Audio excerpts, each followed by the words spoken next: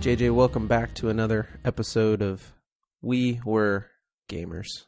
That's right, Andrew. It's We Were Gamers, a podcast about you and I talking about how we used to play more video games than we currently do, and how we just don't have time for that stuff anymore.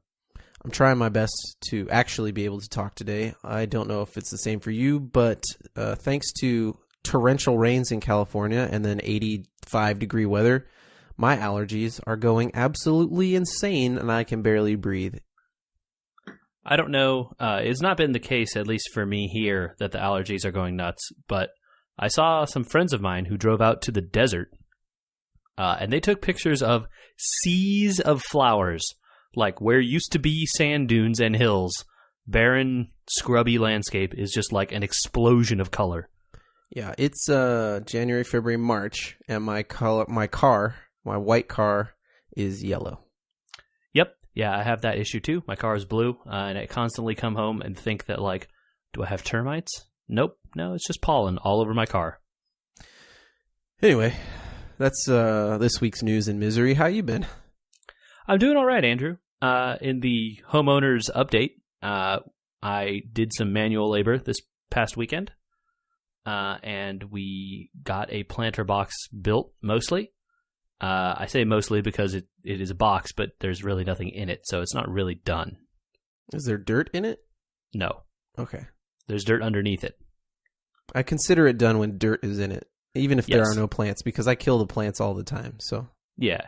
There is like one Home Depot bag's worth of dirt in it, and that is not quite nearly enough. So we need many cubic feet. We have like one.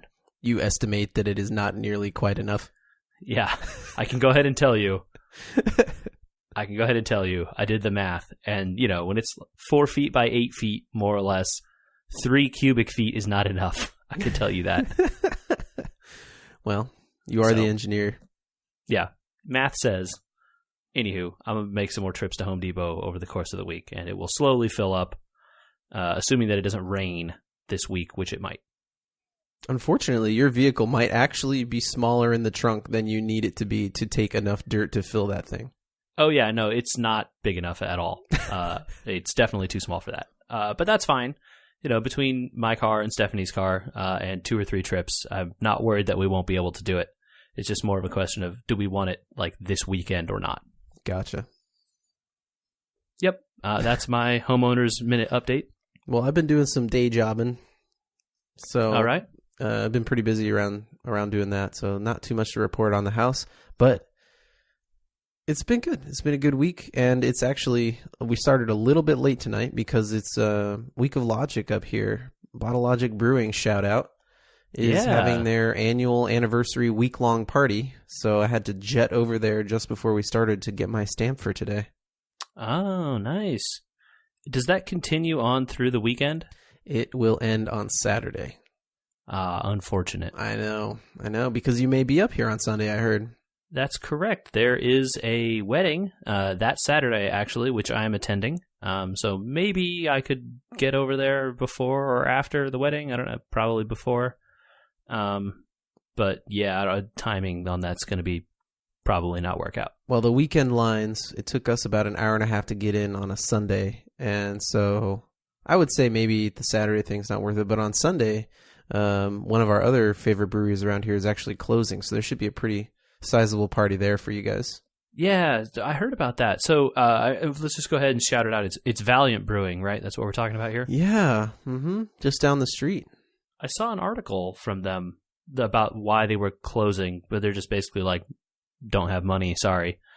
That's more or less what it ran into. I think that they ran into a couple places that were very successful ahead of them, that were very well funded ahead of them and opened up with large production.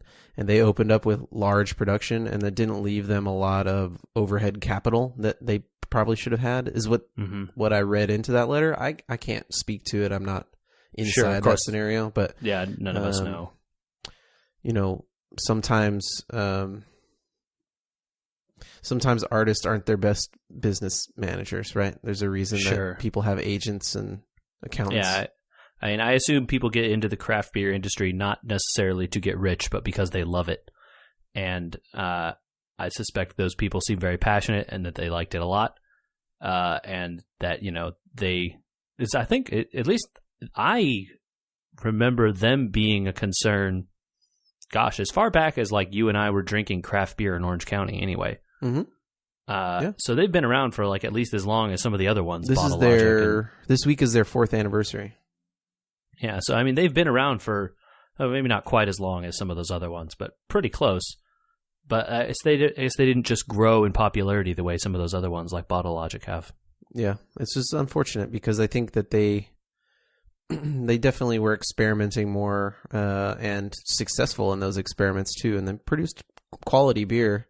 I think that just the stress of owning a business sometimes takes the fun out of the art of it. If you're not able to, if you're not able to enjoy it, what's the point?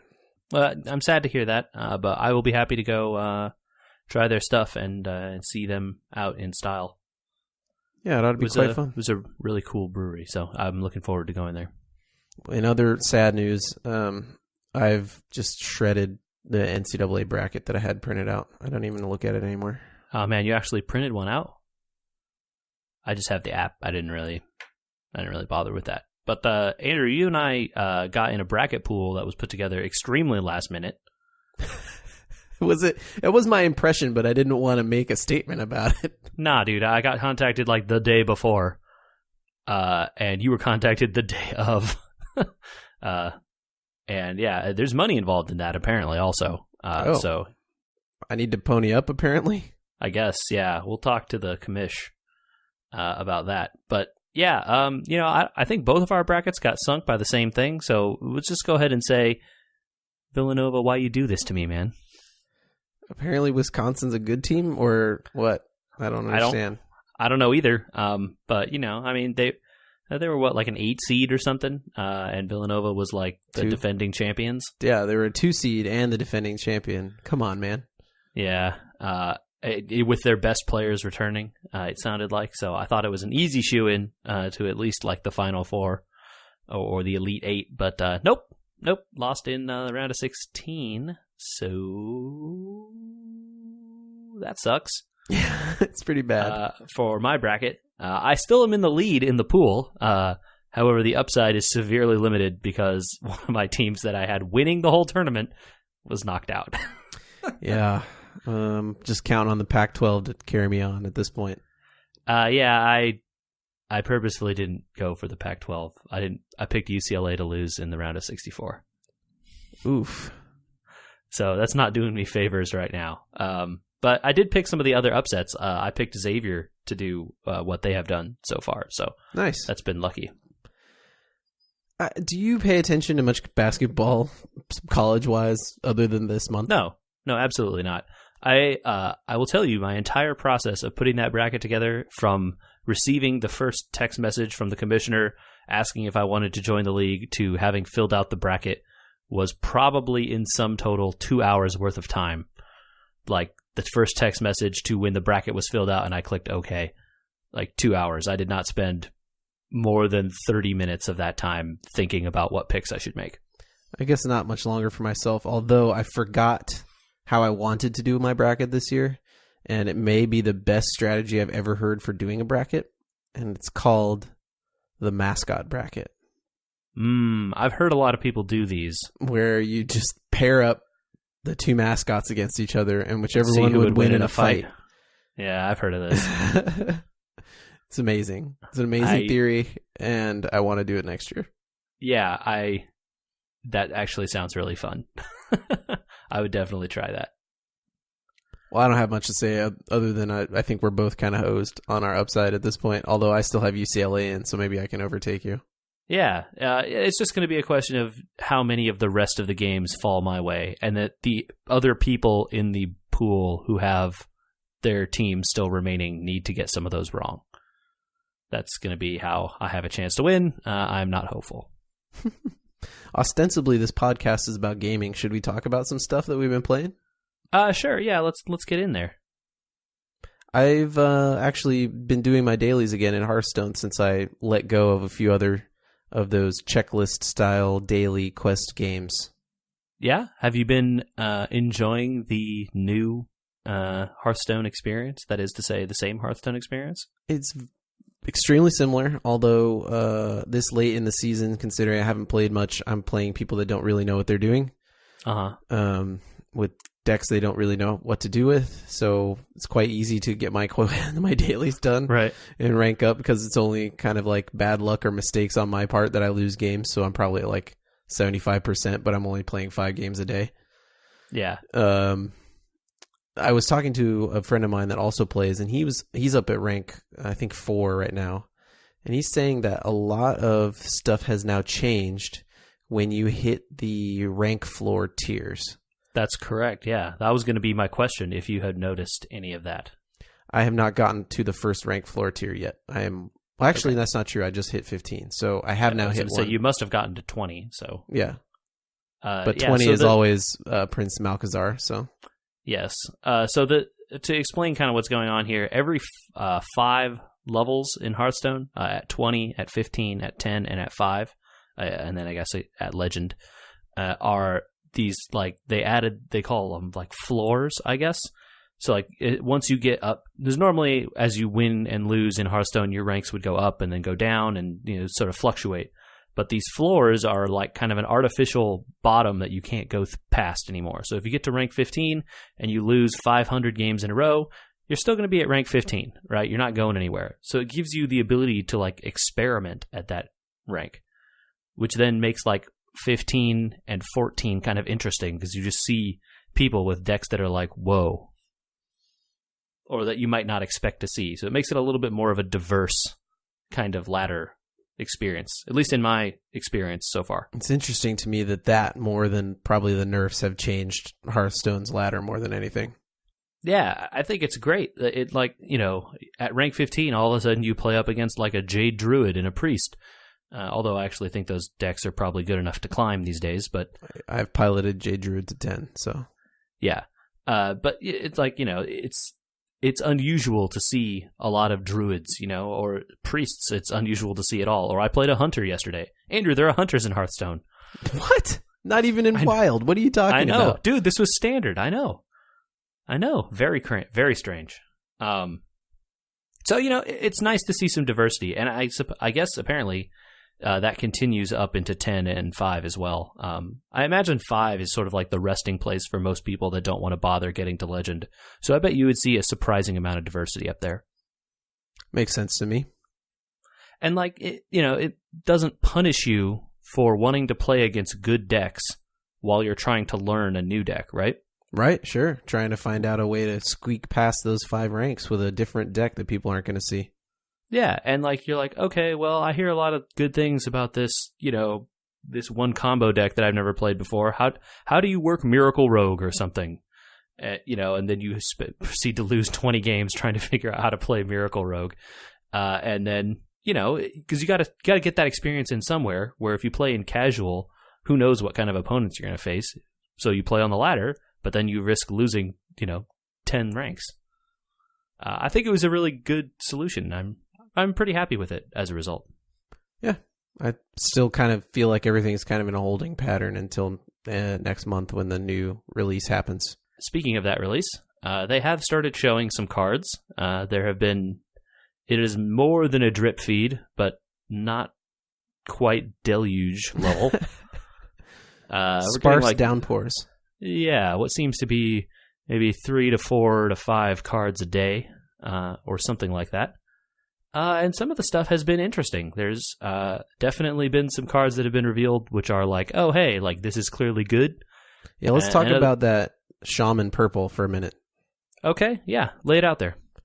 If you summon an elemental last turn and you play this 4/4 for what, 7? 7 mana. You get 2 2/2s? I believe they're 2 3s. 2 3s. So you get... With taunt. If you get an elemental for 7 mana, then you get 4, 6, 8, and 8, 10 on turn 7. Split across 3 bodies, and the 2 3s have taunt. Seems fair. Yeah. I actually think that it is a pretty good card.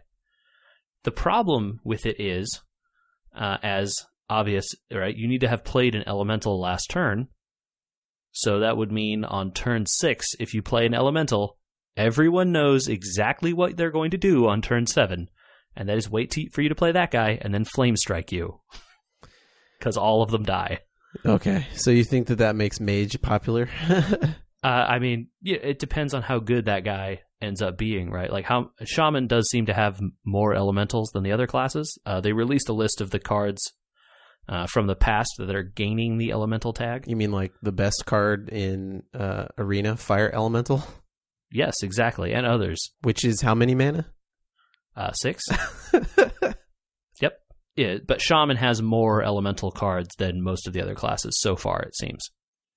They have cards from the basic set and stuff that are getting the tag, which most other classes don't. I feel like a lot of this set is the culmination of many of their ideas, like the new Adapt is also like spare parts plus Discover, and a lot of ideas they're trying to work through saying, well, we tried this mechanic and we like it, but we're trying to make it better. But maybe the health on those are low enough, but it feels like we're headed into another area where it's like Shaman's already good. It may not be as good, but you got to remember the cards that are rotating out are a lot of Shaman's good early game. Okay. Right? Because they're losing Tunnel Trog, they're losing Totem Golem. The 2 best 1 and 2 drop cards in the game are going away. So Shaman will be back to whatever 1 and 2 drops get printed in this set for them, and plus whatever they used to have back before Tunnel Trog and Totem Golem. Do you even remember? I don't. Whirling Zap-O-Matic? Yep, that's in Wild. Exactly. So I think that, Shamans may not be in the same state that they're in now. They're still going to have Jade Claws, which is still a good weapon. Yeah, it's still good. But, unclear exactly what state anything will be. I actually want to talk about another card that was shown. It was a mage card, 2 mana, 2 attack, and 3 health, with the text, when you play it, draw a secret from your deck and put it in your hand. Okay. How do you feel about that card? I think that Freeze Mage has been gone long enough, and there's no way really. I guess Kirin Tor is still out there, right? So that you could play that for free, I guess. There's also a 1 mana version, a 1 mana 1/2 with the text to play a secret for free. So maybe we're back to Freeze Mage again? Ice Lance is rotating into the Hall of Fame, so I doubt Freeze Mage is coming back. Do you really need Ice Lance? Yes. Okay. That was the only way Freeze Mage was able to actually execute OTK combos without relying on what's his face, the legendary that produces fireballs. Well, then that's probably fine. Yeah, it's just it struck me as a card that would have been unthinkable in the era where Mad Scientist existed, right? And Mad Scientist was a 2 mana 2/2, which Death Rattle will play a secret from your deck for you, not costing you anything. Why would this matter with Mad Scientist, really? Because you'd actually be harming your Mad Scientist by playing this card. Right. It was more that they realized Mad Scientist was way overpowered, and then they were like, "Oh, okay, let's make a balanced Mad Scientist." Mm-hmm. By still forcing you, in theory, to pay full cost for the secret. I'm okay with pulling cards out of your deck. It is a card that draws a card that doesn't have a penalty for its stats, right? A 2/3 is not great for a 2-drop. Most people would prefer a 3 attack, 2 health instead of the other way around. But, it's not bad. 2/3 is fine. Is the inclusion of secrets in your deck enough to want to play that guy? I think probably it is. Drawing a card is good in general. Whatever card it is, right? Absolutely, drawing a card is good. So I'm hesitant to say that it's maybe potentially really broken, but it seems really good, and it's common, so it's going to show up everywhere. We'll see. Just like I feel like that Shaman one might be a little bit of a worry. There's really no way to know until the rest of the set gets shown and realize what actually is rotated out, especially given these Hall of Fame, quote unquote. I guess we should explain that. they're taking, so there's an evergreen set in Hearthstone, and they're taking some of the cards from the evergreen set and saying, people play these too much. They're too good. We can't balance around them as much as we thought we could. Bye-bye. It's more like they don't want the game to become stale, or this is the kind of rationale they've given, is like, hey, if we leave these cards alone, everyone is going to play them forever because they're the best, right? And we can't design a card better than this due to like the way these mechanics are, right? Like, look, Ragnaros is one, right? It's 8 mana, 8/8. It deals 8 damage to something randomly on your opponent's side. So it's effectively an 8 mana charge that deals, it might hit face, it might hit a minion, whatever. Like, they can't design an 8 mana minion that's better than that because you can't make a normal 8 mana charge minion. It's ridiculous. Why didn't they just nerf them? I think that this way it preserves how good they are, but just normal players in Standard don't have to see them anymore. I mean, just because okay. So now my set is smaller, right? It's not like they replaced the cards with something else. So they're replacing it with dust in your inventory. Yeah, but I mean, just the evergreen pool is now smaller. So I just wonder why. Like, okay, we'll keep Ragnaros in, but now he's in, 5/8 that does 5 damage randomly. And I think it is a better change for the health of the game, right? Because if you want to play those cards, you can go to Wild. They're still there, right? Sylvanas is still as good in Wild as she is now. Ragnaros is still as good in Wild as he is now. Mm-hmm. Unlike what they did when they changed some cards like Molten Giant. Molten Giant is a useless card the way it is now. It's terrible. But because of Handlock and how powerful it was in that deck for so long, that they nerfed it so that it would not cause issues anymore. Well, but now the card is useless. It's not usable in Wild either. It's just bad. Mm-hmm. I hear what you're saying. So at least this way, those cards are still playable in Wild if people want to play Wild. They're not in Standard, and so the people who want to play in Standard and not see those cards anymore are happy. The people who want to keep playing them are happy. It seems like a good thing overall to me. Yeah, I can see both sides. Yeah. Part of me wishes that they could rebalance the cards a little bit. It just seems like, they're there, and you may not want to see them as much, but evergreen cards are evergreen cards, and you're going to see them. It's like, you're still going to see acidic swamp oovs every once in a while. Yep, definitely. I think the solution to that is to do what Magic the Gathering has done and not have evergreen cards at all. You simply rotate the classic set after a certain number of years or whatever. Yeah, this game then becomes unplayable for new players. I mean, it's equally playable as Magic the Gathering or other kinds of card games is, right? Fair enough. But I don't know the correct solution here. I don't think Blizzard wants to rotate the whole classic set. But it's a solution. I don't know if it's the best one or a good one, but hey. I wonder what their turnover would be like if they did. I think I would stop. Yeah, I would be probably not super happy. But, who knows? Who can say? Yeah, we'll wait and see. Another set. You've been playing more than Hearthstone, though. Yeah, there have been some other games I've been dipping my toe into. We talked about Hollow Knight last week, which was a nice change of pace from the previous game I had been playing, which was very text-heavy Torment Tides of Numenera. And I finally reached a ending in Torment. So I got to a ending. I won't say if it's the ending, because I don't know. I have not played it through again, although I heavily suspect there isn't really a substantially different way things can play out. I was going to ask if there could be like major differences that cause you to, or if it's just sort of missing characters. The story does a lot of a lot of stuff that I assume is pretty common in storytelling everywhere, where it kind of follows the diamond pattern, right? Where it expands out and then kind of contracts back in as you get towards the end. Because you have so many possibilities, right? And then the possibilities sort of start collapsing as you get towards the end of the game, and then you kind of reach back to a point. Gotcha.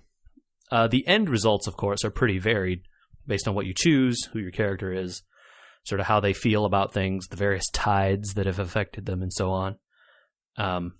It sounds like, from reading I've done around, that there are multiple endings, but the sort of the main focus of the end of the game is the same for everyone.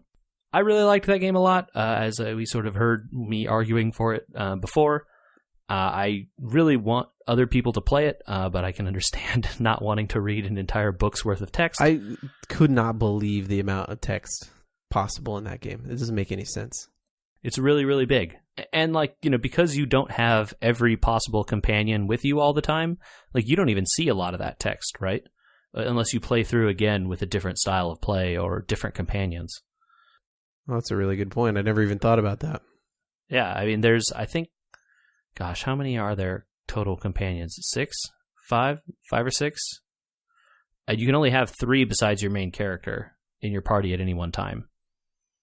And even then, you may not complete all of their story or whatever based on your choices, or, you know, who knows, the various stuff that you could get involved with. So, you know, it's a lot. If you wanted to see every line of dialogue, you would have to do multiple playthroughs and stuff. It's not really intended to be seen that way. But there's just a lot of stuff there if you wanted to be some kind of completionist. Don't play this game, I guess. Is it possible to finish the character stories outside of bringing them with you all the time? Like, I'm thinking back to some of those BioWare games where, yeah, you get interactions if they're with you, but as long as you keep talking to them after every major story plot point on your ship, you can still get through their whole story, quote unquote. So maybe, I'm not exactly sure. I didn't do a lot of changing my party around. I didn't go back for the other characters that I had kind of left behind. And they don't level at the same pace when they're not in your party. So when characters left, you know, bringing a character who was, you know, 2 tiers below where I was not necessarily the most advisable thing to do if they're just going to be killed in every combat. You know, or even though combat is relatively infrequent in that game. But, you know, it is I really enjoyed the process. I think I spent maybe around 30 hours total with it. It was a really, really good one of those games, I guess I'll say. 30 hours is shorter than I expected to hear. Yeah, well, you know, the game is not necessarily that long in terms of what you are, you know, what you're doing, right? I'm a faster reader than a lot of people, I think. I don't know.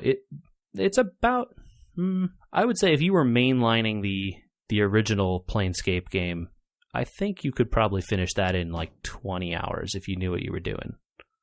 So this being 30 and like me kind of reading everything and doing as many of the side quests as I found seems reasonable. Huh. It was a lot of fun. I will probably go back and play it again sometime as a different type of character.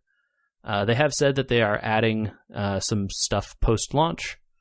They're working on another companion that they're going to add in at some point, and some other stuff that I don't really understand what it is. So okay. They just like throw out names like I'm supposed to know what these things are, and I did not follow their production updates that closely, so I'm not exactly sure what those things are. Oh, gotcha. Now, are those going to be paid content?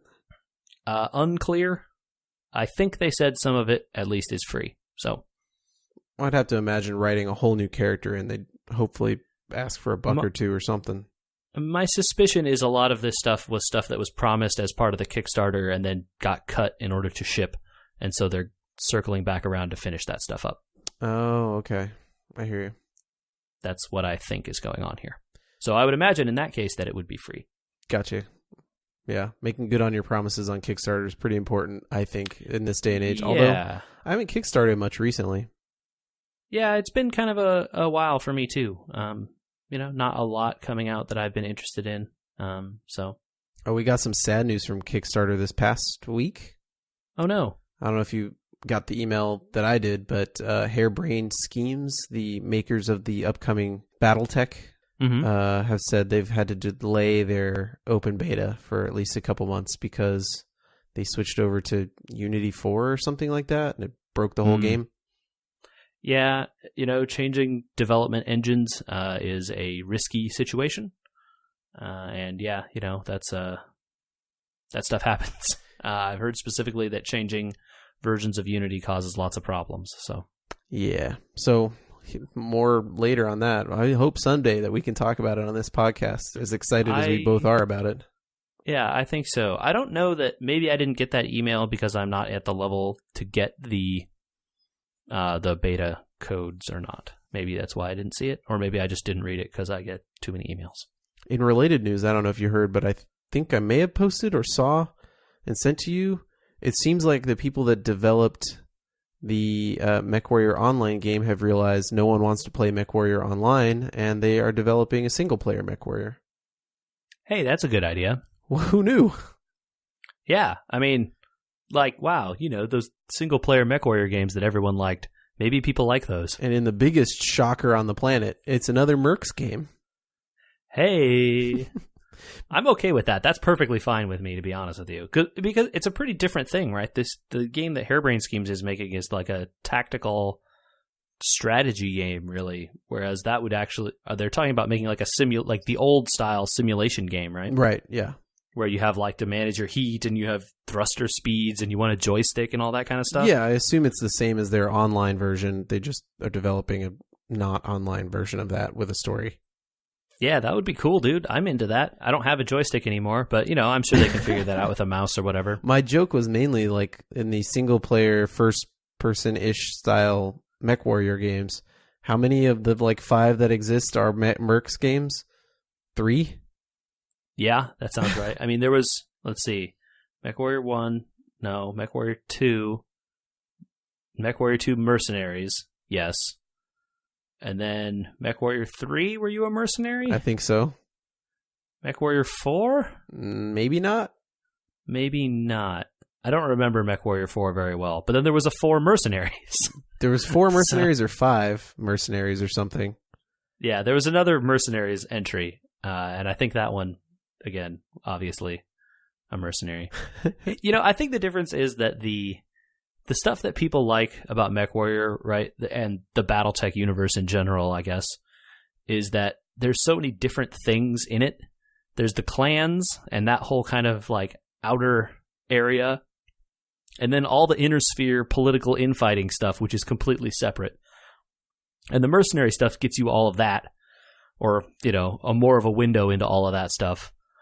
Than the clan stuff where everything is like, all honor-based and rah-rah and fight for actually a lot of really troubling kind of racial purity motives. Ignoring that part, I think that it might be just straight up easier to write a Mercs game where you need to know some keywords of faction names and say they're at war with each other for this game, and not have to worry about the ongoing storyline of which clan is in charge of what and who's fighting who for what and in what time period we are, because people are awesome and they are, they keep track of this sort of stuff, and if you get it wrong. I mean, at least, space is really big, and so if you just say 2 houses are at war with each other in the inner sphere, you can just go, oh, yeah, those 2 houses are at war with each other at some point during the timeline, so it's fine. Right? You don't have to, like, get real technical about where exactly it is, because you say, oh, it's a system no one's seen before, it's over here. They're both right there, though. Okay. Makes sense. Fair enough. Yeah, I think the mercenary thing is a little bit easier to sell to someone, too. You're like, hey, you're a up-and-coming rough-and-tumble mercenary guy, and you got to take contracts and get money and fight the bad guys and pay the bills. It's a lot easier to sell that than you are a genetically spawned soldier from a lineage of people and you worship Nietzsche or something, and it's weird. I'm pretty sure that's a quote straight out of the wiki. Someone can go ahead and look that up for me. I have all these books. I should really start rereading them. I read them when I was younger. They were great. Yes, they were. I will refuse to hear anything. Have you read the new book that we just got? No, I haven't gotten into it yet. You also have not then, by that sound? No, I was hoping to get a review. Dang. I have not been resting on my laurels, sir. Oh? No. No? Last couple podcasts, over the course of, a month or two, we've talked a little bit about my mission to rid myself of mobile games that don't work or I don't like, etc. Yeah. Yeah. You definitely took some, I would say, chainsaw-like methods to your mobile phone backlog. I missed a long time ago the Flappy Bird craze.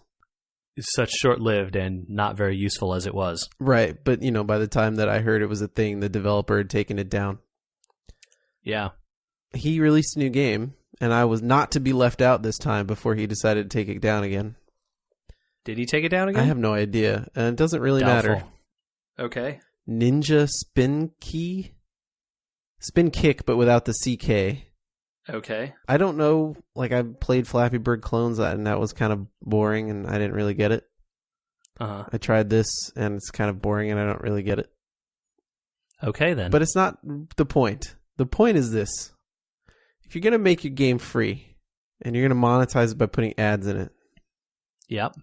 Here's the number one checklist of things not to do. Okay, I've got my pen and paper here, ready to write down the most important thing. Write number one.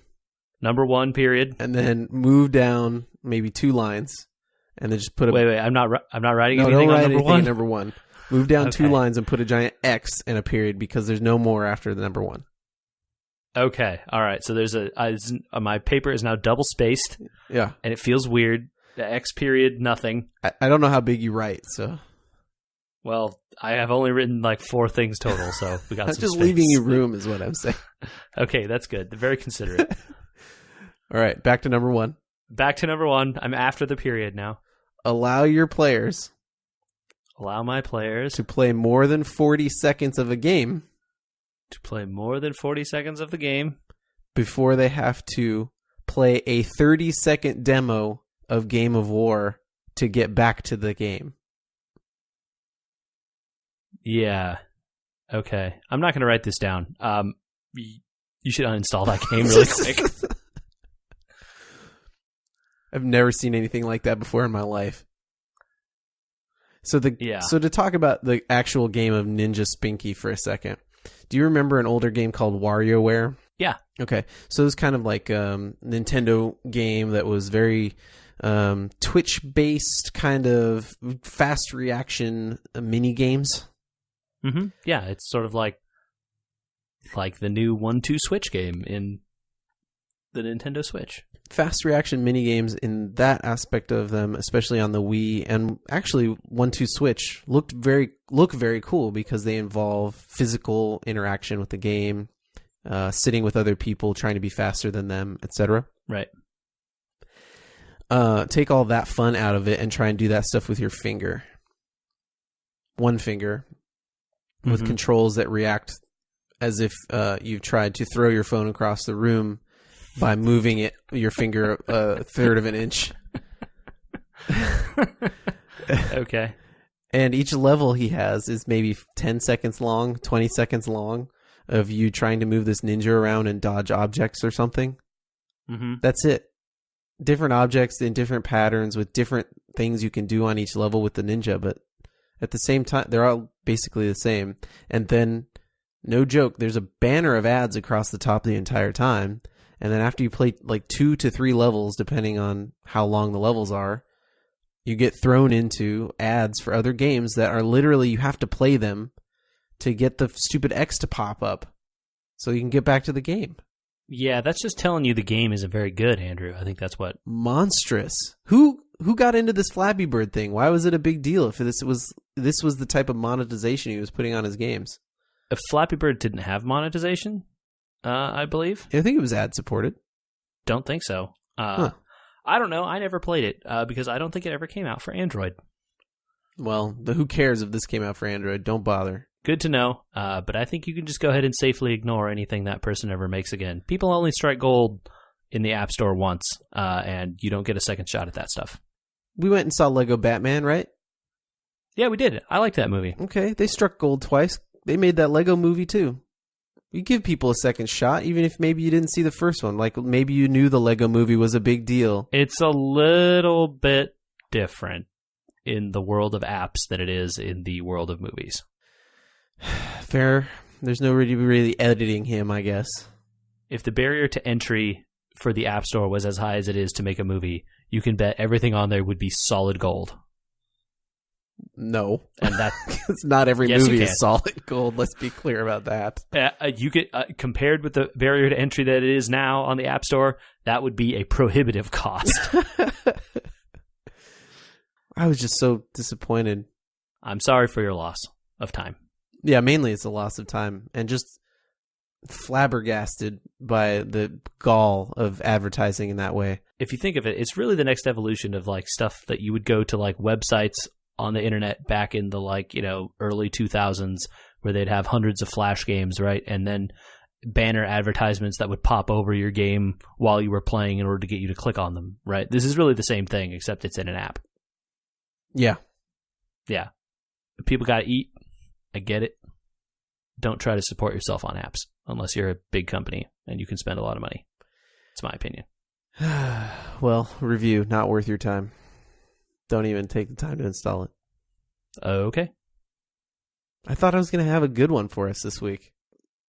Games like mobile games, games like 3/4 of what we have out now, Torment, not so much the first Torment, but the new one. They're not stuff that stick with me. It's just not stuff I remember. It's not stuff that people are going to talk about. There's no cultural touchstone of Mario, etc. And I kind of had the thought to write this blog about where are the games that we will remember, that we'll talk about or still want to play or boot up in 15 years. Interesting question, especially when you consider that a lot of that has sort of become sort of the advent of games as a service kind of stuff, stuff like Dota and Overwatch and League of Legends, where the game is constantly changing, right? You can never go back to that game from 15 years ago, even if the game is still around in 15 years, right? Right, sure. It's definitely a topic you can go some places with. All right, well, where could people go look at a blog? Where could they email us? Where could they tweet at us that my blog makes no sense, etc.? Oh, I know you know where they are, but they got to know. So we're going to let them know. And it's wewergamers.com to read Andrew's blog posts or whatever else we have up there, including finding episodes of this show to download. Also, you can go to iTunes, Google Play, Stitcher, wherever fine podcasts are sold or not sold because we don't sell this. And leave us some reviews, download this show, enjoy it. Hit us up on the Facebook, which is facebook.com/WeWereGamers. We're on the Twitter @WeWereGamers. We are on Instagram @WeWereGamers. And we were gamers. But now we're not. I don't know where I was going with that.